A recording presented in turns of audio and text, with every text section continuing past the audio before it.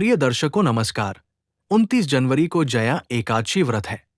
एकादशी व्रत की महिमा से तो आप सभी परिचित हैं। तो आइए सुनते हैं परम कल्याणकारी जया एकादशी व्रत की कथा। अर्जुन ने भगवान श्री कृष्ण से पूछा कि हे भगवान, आप कृपा कर मुझे माघ माह के शुक्ल पक्ष की एकादशी का क्या महत्व है, विस्तार पूर्वक बताएं।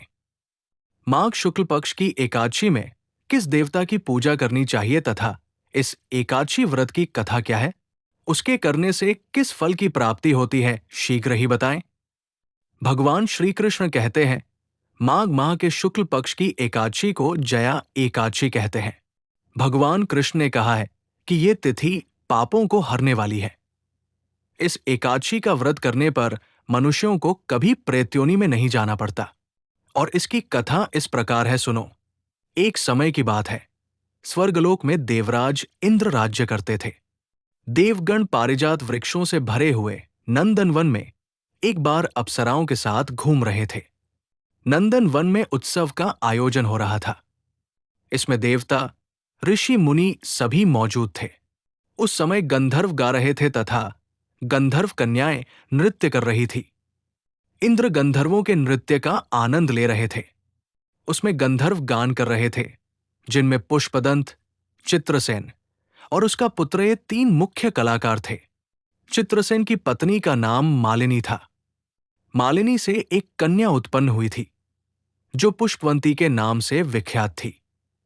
पुष्पदंत गंधर्व के एक पुत्र था, जिसको लोग माल्यवान कहते थे। माल्यवान पुष्पवंती के रूप पर अत्यंत मोहित था। ये दोनों भी इंद्र के लिए नृत्य करने के लिए आए थे। इन दोनों का गान हो रहा था। इनके साथ अप्सराएं भी थी।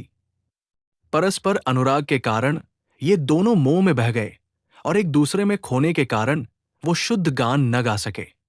कभी ताल भंग हो जाता और कभी गीत बंद हो जाता था।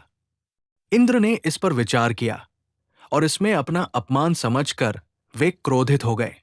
इंद्र ने दोनों को शाप दिया और कहा कि ओ मूर्खों, तुम दोनों को धिक्कार है, क्योंकि तुमने संगीत जैसी पवित्र साधना का तो अपमान किया ही है, साथ ही सभा में उपस्थित गुरुजनों का भी अपमान किया है।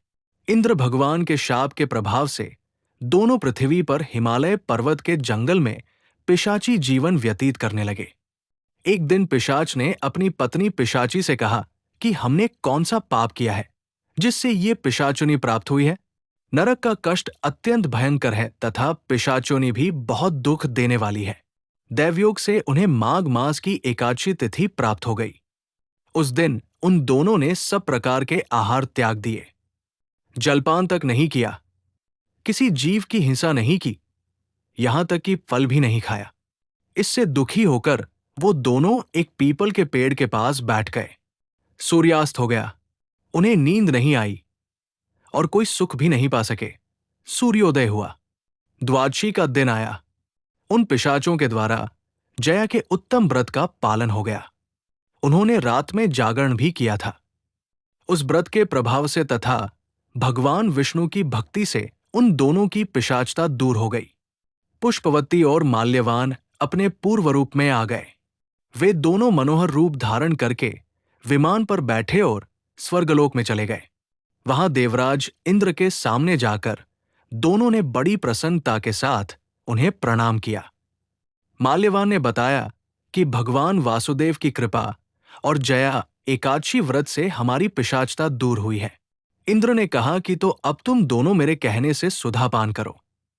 जो लोग एकादशी के व्रत में तत्पर और भगवान श्री कृष्ण के शरणागत होते हैं, वे हमारे भी पूजनीय हैं। भगवान श्री कृष्ण कहते हैं कि इसलिए सभी को एकादशी का व्रत करना चाहिए। ये एकादशी ब्रह्म हत्या का पाप भी दूर करने वाली है। इस महात्म्य के पढ़ने और सुनने से अश्वमेध यज्ञ का फल मिलता है।